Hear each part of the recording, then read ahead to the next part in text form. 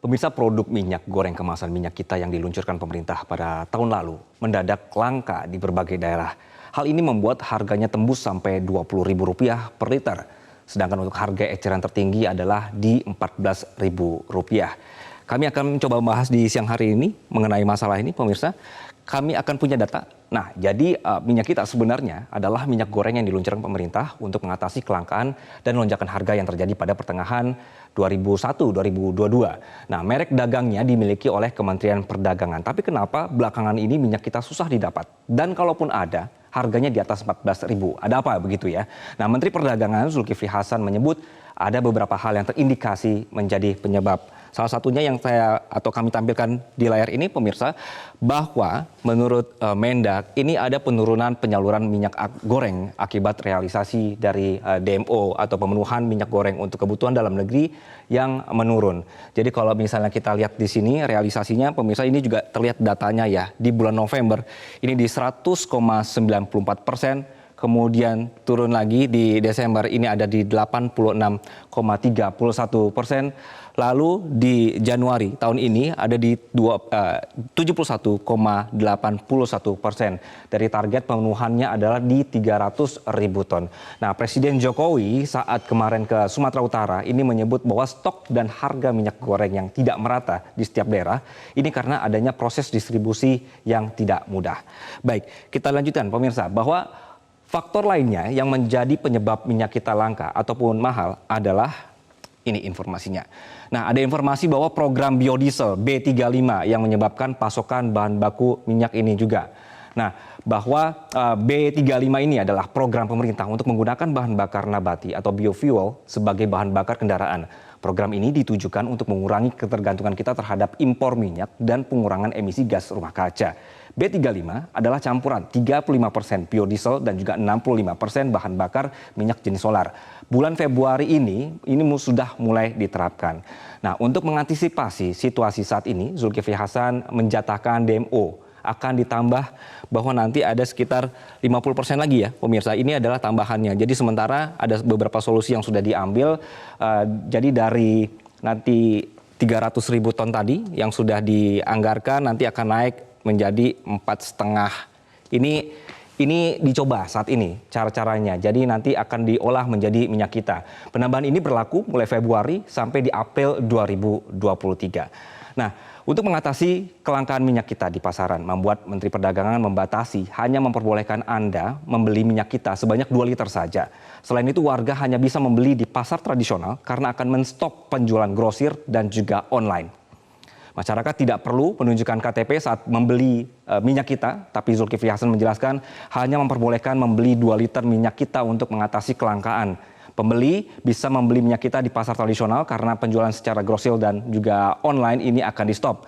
Mendak menambahkan persediaan minyak kita akan ditambah dari semula 300.000 menjadi 450.000 liter. Langkah ini diambil untuk mengantisipasi persediaan selama bulan Ramadan hingga Lebaran.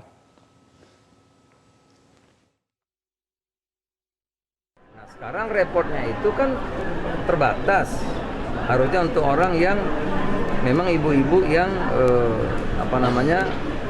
yang mengalami kesulitan gitu ya, itu yang membeli di pasar. Nah, sekarang karena minyak kitanya bagus, packingnya bagus, premium pindah. Nah, jangan-jangan teman-teman beli juga tuh di rumah minyak kita gitu. Sehingga yang biasanya premium itu 100% turun, jadi tinggal 20% pindah ke minyak kita, ya habis barangnya. Solusinya gimana? Nah, jualan online kita stop, grosir kita stop. Ya, sekarang fokus ke pasar tradisional. Jadi kalau cari minyak kita ya ke pasar. Kalau nyari supermarket susah, kita nggak kasih dulu. Harus ke... Baik, berarti sudah diluruskan ya pemirsa. Jadi tanpa harus punya KTP atau menunjukkan KTP lagi, tapi dibatasi menjadi 2 liter. Nah, melihat situasi saat ini, apa sebenarnya yang bisa menjadi solusi? Berbagai respons menghadapi soal harapan perbaikan kelangkaan minyak kita. Misalnya dari Dewan Minyak Sawit Indonesia yang menyebut bahwa ini adalah informasi selanjutnya. Nah, ini ada pernyataannya. Minyak kita, pemirsa, kalau misalnya bisa Anda saksikan, disalurkan ke modern market. Ini salah. Jadi ini menurut dari Saat Sinaga ya. Tidak belajar dari tahun lalu, akibatnya orang yang mampu premium dia lari ke minyak kita di Rp14.000. Misalnya orang kaya saja mencari BPJS, bagaimana soal minyak begitu, itu juga akan pindah misalnya. Nah, jadi dari sinilah yang katanya harus dirubah. Jadi Sehat berharap pemerintah mengambil alih distribusi minyak goreng, khususnya minyak kita oleh BUMN seperti Bulog dan juga ID Food agar mudah diawasi. Dewan Minyak Sawit Indonesia juga meminta pemerintah menggenjot ekspor minyak sawit dengan menghapus sementara bea keluar agar minyak goreng tetap melimpah dengan harga terjangkau. Alasannya adalah dengan ekspor yang lancar, nanti produsen ini juga bisa menekan biaya produksi minyak goreng. Nah, menurut pendapat Sahat juga bahwa pasar ekspor harus didorong, bukan ditahan. Jadi kalau ditahan ya percuma begitu karena polanya berarti ada subsidi. Nah, disebutkan minyak goreng curah, subsidinya ini misalnya ini menurut Sahat Sinaga ya, hitung-hitungannya pemirsa ya, bahwa ditulis misalnya pabrik itu di angka 11.500. Nah, sampai ke pasar nanti 500-nya kemudian juga per liter yang ditombak pengusaha adalah sekitar di angka 2.000 sekian, 2.644.1 sekitar situ. Jadi menurut Sahat sumbernya ya dari ekspor. Jadi, namun apakah perspektif ini sesuai dengan kebutuhan dalam negeri? Apalagi mendekati Ramadan dan Idul Fitri. Ini juga yang perlu didalami. Baik.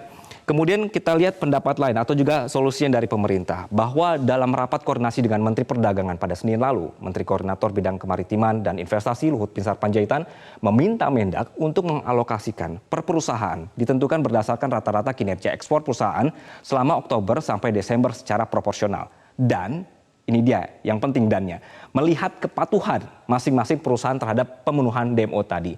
Jadi Luhut bilang seperti yang Anda saksikan di layar bahwa Kemendak, Kementerian Perindustrian dan juga Indonesia National Single Window untuk mendepositokan 64% hak ekspor yang dimiliki eksportir saat ini dan tidak dapat langsung digunakan. Nanti pencairan deposito akan dilakukan secara bertahap sejak 1 Mei dan diberikan melihat kepatuhan perusahaan dalam memenuhi kewajiban DMO tadi. Begitu. Kita lanjutkan pendapat lain, pemirsa. Apa sebenarnya solusinya lagi ya? Ekonom dari lembaga riset Celios atau Center of Economics and Law Studies, Bima Yudhistira juga punya pendapat lain. Menurutnya, sebelum mengutak-ngatik kebijakan DMO, lebih baik pemerintah menegakkan aturan DMO karena berdasarkan data memang ada penurunan. Jadi Bima menyebutkan realisasinya harus 100%, bahkan lebih kalau perlu, dan perusahaan yang tidak patuh harus kena sanksi, pembukuan ekspor, sampai pencabutan izin usaha. Dibandingkan nanti bikin DMO yang baru belum tentu akan dipatuhi oleh swasta. Begitu. Jadi inilah pernyataan-pernyataan atau juga perspektif yang diberikan untuk melihat bagaimana atau solusi untuk minyak kita.